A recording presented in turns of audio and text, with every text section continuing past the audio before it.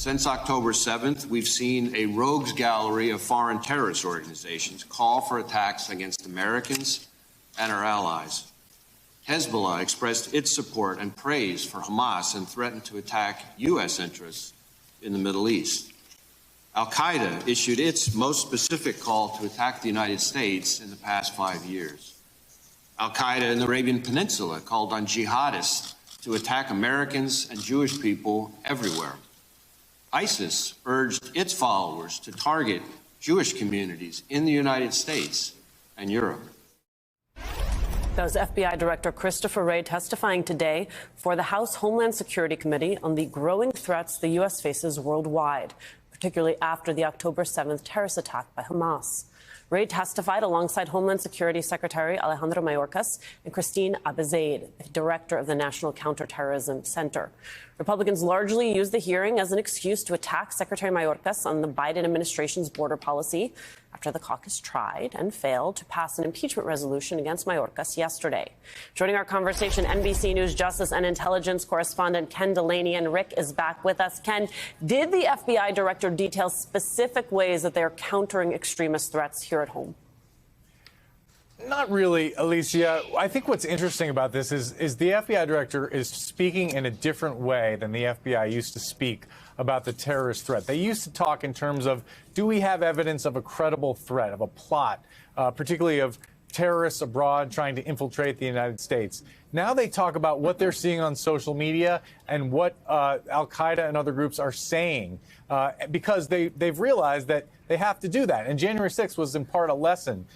They largely ignored a lot of rhetoric that was happening on social media. And then when the attack happened, people said, what were you thinking? Why didn't you pay attention to that? Now they're sounding the alarm. They're saying that, in fact, we are at a heightened state of threat because there are lone extremists in the United States who are liable to be radicalized and energized by some of the threat stream that they're getting on social media and elsewhere from Al-Qaeda, from ISIS, from Hamas, from Hezbollah, and that's a real concern.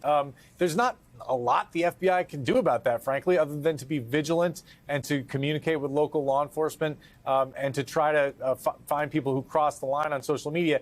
You know, they're in a delicate position about what they can look at on social media without the fancy word they use is predication, meaning a legal reason to look at it, because they don't want to impinge on people's First Amendment rights. And I have to also say that all of this is coming at a time when there was a court case that really constrained how the U.S. government could communicate with the social media platforms to flag foreign disinformation and terrorist content. And even though the Supreme Court has taken that case and put the order on hold, the FBI is still being very conservative about how it communicates with social media platforms about trying to take down some of this extremist content. Lisa. Rick, I want you to take a listen to what Congressman Clay Higgins used his time to do. Can you confirm that the FBI had that sort of engagement with your own agents embedded into the crowd on January 6th? If you are asking whether the violence at the Capitol on January 6th was part of some operation orchestrated by FBI sources and/or agents, the answer is emphatically You're saying not. no? No. You're saying no? Not okay. Violence orchestrated by FBI sources or agents. These buses are nefarious in nature and were filled with FBI informants dressed as Trump supporters. And deployed onto our Capitol on January 6th. Your day is coming, Mr. Wray.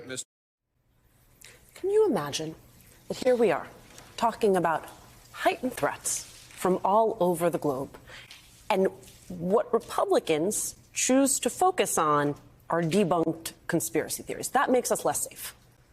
Well, that's why conspiracy theories are so powerful. It's sort of like a magical belief system that's not contradicted by facts or evidence. And in fact, it does touch on what Director Wray has talked about consistently for many years now, which is that the greatest threats to America are internal threats. It's not Al-Qaeda. It's not ISIS. It's not foreign Islamic groups. It's American hate groups, so-called militias. He made the point, which I thought was very powerful. He said, Jewish Americans make up 2.4% of the population, but they represent 60% of the religious terrorist threats against them. Now, I'm not discounting Islamophobia, which is huge and also has increased since October 7th. But this one particular group is a focus of this. And the focus comes not just from these external groups, but from the internal American terrorist groups.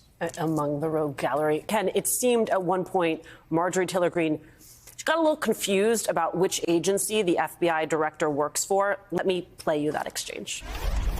I posted them on my Twitter account. It's public. You know, maybe I don't you guys spend a lot of time on Twitter. Well, you know, oh, I'm sure you do, because the Department of Homeland Security, organized with other offices, has censored many Americans, including myself. I'm not part of the Department of Homeland Security. Okay, so lots there to unpack. The idea that the FBI director is very busy monitoring MTG's Twitter or X among them. But the fact that she couldn't get the basic facts straight. I mean, you've watched a lot of these hearings. I wonder what that tells you about how seriously they are considering the threats that are happening against the homeland worldwide. Well, look, these hearings have always been about members of Congress getting their 5 minutes of theatrics and TV time, but they've really devolved, particularly over the last 4 or 5 years, and particularly now, into somewhat of a circus. And that was a great example. The Clay Higgins segment you played was a great example. And even when the Republicans today tried to mount serious criticisms, they generally cherry-picked their facts. For example, they were harping a lot on an increased number of people on the terrorism watch list who've been encountered at the southern border, without mentioning that there was actually a year during the Trump administration when that number was higher, and also that no one has committed a terrorist attack in the United States having crossed the border illegally since 1975, according to the Cato Institute. So there was a lot of that kind of misinformation and disinformation floating around at this hearing. And it went on for 6 hours, by the way. And Chris Wray and Alejandro Mayorkas had to sit through it all and grit their teeth and answer where they could. Look over here, not over.